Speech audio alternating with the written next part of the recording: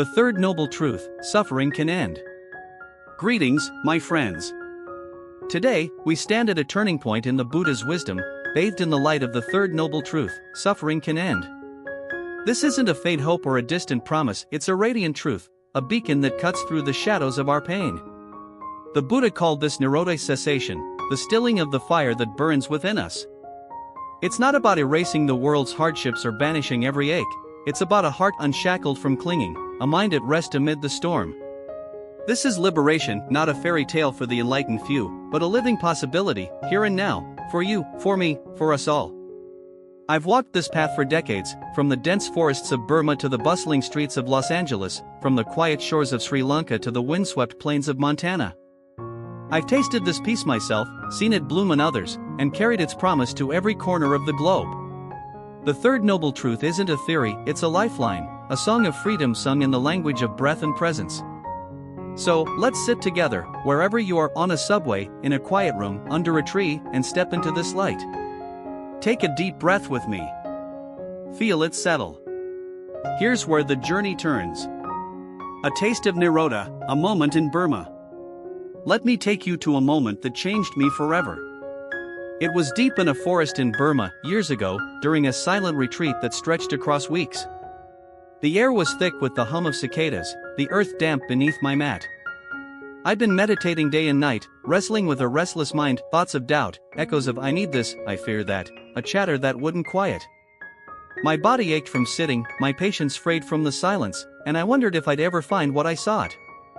Then, one morning, as the first light filtered through the canopy, something shifted. It wasn't fireworks or a grand epiphany, just a quiet clarity, a stillness that settled like dew on grass. The noise of craving tanha faded, not because I forced it, but because it dissolved. There was no me grasping, no mind to defend, just being. The forest breathed with me, the air soft against my skin, and for a fleeting eternity, I was free. Not an escape from life, but a release within it. That was nirodha, the fire stilled, the heart unbound. It wasn't permanent, I'm human, not a statue, but it left a mark. I understood, suffering can end, not by changing the world, but by letting go of the chains we forge in our minds. Nirodha in others, stories of liberation. I've seen this truth ripple through others too, in ways that stay with me. In a retreat in Colorado, I met Tom, a firefighter in his 40s, broad-shouldered and quiet. Over coffee one morning, he shared his story. I used to dread every call, he said, his voice rough but steady. A burning building, a car wreck, I'd brace myself, needing it to be safe, needing to save everyone. It ate me up, nightmares, panic, guilt when I couldn't. Then, during the retreat, he tried letting go. I stopped clinging to control, he said. Now I just act, do my job, breathe, move on. It's not easy, but I sleep better. That's nirodha, peace amid the flames, not because the fire's gone, but because the grip is. In a village in Guatemala, I met Maria, a grandmother who'd lost her son to illness. Her hands trembled as she spoke, weaving a basket under a mango tree. I cried for months, she said. I wanted him back, wanted time to stop. Then, in a quiet moment, she let it go, not the love, but the fight against reality. He's gone, she said, a faint smile breaking through. But I'm here, and the sun still shines. Her dukkha softened, not erased, but released. That's liberation in life. In a subway in Tokyo, I saw a woman named Aiko, her face tight with stress, clutching a briefcase. Later, at a workshop, she told me, I used to hate my commute, crowds, delays, noise. I'd crave quiet, get mad when it didn't come. Now I breathe through it. It's still loud, but I'm okay. That's nirodha, not silencing the world, but stilling the war inside. The Buddha's triumph, facing Mara. The Buddha himself showed us this under the Bodhi tree, 2,500 years ago. He sat, resolute, as Mara, the embodiment of desire, fear, and doubt, threw every temptation at him. Mara offered pleasure, riches, beauty, ease. He dangled power, a kingdom, a name carved in stone. He whispered escape, why face pain when you can flee? But the Buddha didn't fight, didn't run. He saw. He watched each lure arise and pass, like clouds across a clear sky. When Mara demanded, "Who are you?" he touched the earth and said, "I am awake." That was nirodha, craving ceased, suffering stilled, freedom born. He didn't banish Mara, Mara returned in his life, as Tanha does in ours. But he showed us, we can face it too. Not with fists, but with awareness. Pain comes, hunger on his wanderings, betrayal by disciples, but it didn't fester into dukkha. He let it flow, and so can we. What nirodha is and isn't. Let's be clear, nirodha isn't a world without pain. I twist an ankle on a rocky path, and it throbs, pain is there. I miss a friend who's moved across the globe, and my chest aches, loss is real.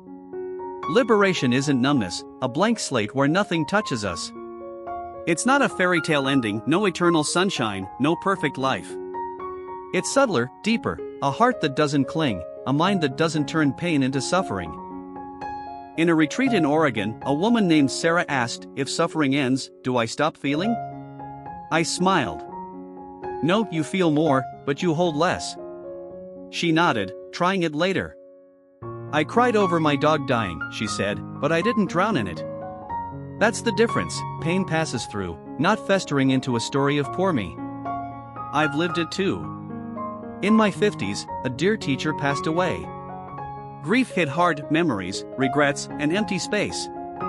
But I sat with it, breathed with it, let it be. It hurt, but it didn't own me. That's nirodha, freedom in the chaos, not from it. Liberation in life, everyday glimpses. This freedom isn't grand, it's quiet, woven into the mess of living. In a Delhi market, I saw a vendor named Ravi lose a sale, his customer haggled, then walked away. He shrugged, smiled, and turned to the next. Compare that to a New York subway, where a man cursed a delayed train, his face red, fists clenched. Same moment, different grip, different dukkha. Liberation is that shrug, a release in the thick of it. In a cafe in Paris, I watched a waiter spill coffee on a patron. The man laughed, wiped his shirt, and said, "No big deal." Across the room, another slammed his cup down, fuming over a cold brew. Pain was the same, spilled coffee, a small glitch, but clinging made the suffering. Freedom is that laugh. In a slum in Manila, I met Lila, a mother of 3, washing clothes in a bucket. "My husband left," she said. I used to beg him back in my mind. Now I work, I sing, I live. Her dukkha didn't vanish, poverty lingered, but her heart let go. That's nirodha in the mud. I've felt it too. Once, in a storm in Thailand, my hut leaked, soaking my mat. I craved a dry night, grumbled, then stopped. I moved to a corner, slept anyway. The rain fell, but the suffering didn't stick. Stories of nirodha, a global tapestry. Let me share more threads of this truth. In a fishing village in Iceland, I met Bjorn, a man whose boat sank. "I lost my living," he said, his voice steady. "I wanted it back, raged for weeks. Then I let it go. Now I mend nets, and it's enough." His nirodha was peace in loss. In a hospital in Sao Paulo, I sat with Clara, a nurse battling burnout. "I used to need every patient to live," she said. "I'd break when they didn't. Now I do my best, then rest." Her liberation was in releasing control. In a desert in Morocco, a Bedouin named Yusuf told me, "My camel died, I cursed the sand, the sun. Then I walked. Life goes on." His shrug was nirodha, a stilling of the fire. In a classroom in Seoul, a teen named Jihoon said, "I craved top grades, stressed every test. Now I study, then let it be." His dukkha eased, not perfection, but presence. In a prison in Texas, I met Diego, serving life. "I hated these walls," he said. "Now I read, I breathe, they're just walls." His freedom wasn't escape, it was nirodha. The path to nirodha, letting go. How does it happen? The Buddha didn't fight suffering, he saw it, named it, released it. Under the Bodhi tree, he faced tanha, pleasure, existence, avoidance, and let it pass. Not with force, but with wisdom. In a retreat in Nepal, a man named Raj asked, "How do I stop wanting?" I said, "You don't stop it, you see it, and it stops owning you." He tried, and days later said, "I still want, but it's lighter." I've learned this too. In my 40s, I craved a bigger audience, more students, more impact. When a retreat in London flopped empty seats, silence I stung. Then I sat, traced the tanha, let it drift. The dukkha faded, not the event, but my grip. It's not instant. In a village in Kenya, a woman named Grace said, I let go of hating my ex, took months, but I'm free. Liberation grows, breath by breath. Practice, feeling freedom. Let's taste it now. Find a quiet spot, your chair, a park, anywhere still. Sit tall, shoulders soft. Close your eyes. Breathe in for 4 counts, out for 6 slow, like a wave. Feel your body ease, your mind settle. Picture a craving, a want, a worry. Maybe it's success, love, a pain you flee. See it as a leaf on a stream. Don't grab it, don't shove it. Watch it float gently, naturally. If it lingers, let it. Rest in the space left behind for 2 minutes. Feel the stillness, the peace. That's nirodha. Open your eyes when ready. This isn't erasing, it's releasing. You're not fixing life, you're freeing your heart. Reflections, living nirodha. Living nirodha is a dance, not a finish line. In a market in Hanoi, a vendor named Lynn lost her stall to a fire. I cried, she said, then built again. Her dukkha passed, not gone, but unstuck. In a cafe in Toronto, a man named Alex said, I stopped needing my boss's praise, I work, I go home. His freedom was quiet. The Buddha lived it wandering, teaching, facing storms, yet calm. In a slum in Mumbai, a boy named Ravi grinned, I lost my ball, but I've got friends. That's nirodha. Pain comes, suffering doesn't stay. Closing, the light of cessation. The third noble truth is your light. It says suffering can end, not tomorrow, not in a perfect world, but now, in this breath.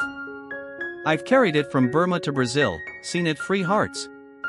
In a park in Sydney, a girl asked, can I really stop hurting? I said, yes, start here. She breathed, and I saw the spark. Take this truth with you. Feel your pain, your wants, your fears. Let them float. Rest in the space. Suffering ends not with force, but with freedom. May you walk in peace.